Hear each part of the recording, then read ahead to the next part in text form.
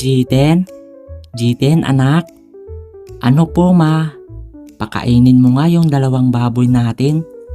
Ano pong gagawin natin sa mga baboy, ma? Ibibinta natin ang mga yun pag may bumibili. Okay po. A few moments later. Dad? May sasabihin sana ako eh. Ano yun? Pero wag ka sana magagalit. Ano nga? Kasi ayaw ko po kasi maging lechon, Dad eh. Ano pala gusto mo maging? Gusto ko po kasi mag-travel, tapos yung nakasakay lang sa bus, tapos iba't ibang lugar ako dinadala. O ano nga ang gusto mo? Gusto ko lang kasi maging chicharon. Putang ina, yan ang nga sinasabi ko eh.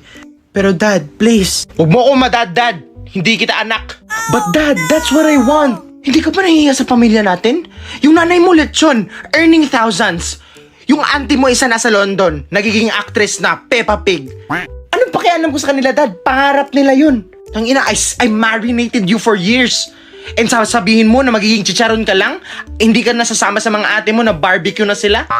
Wow! Do you think masaya sila ate doon na nakababad lang sa uling every single night? Oo, it was their dream. No, Dad. It was your dream.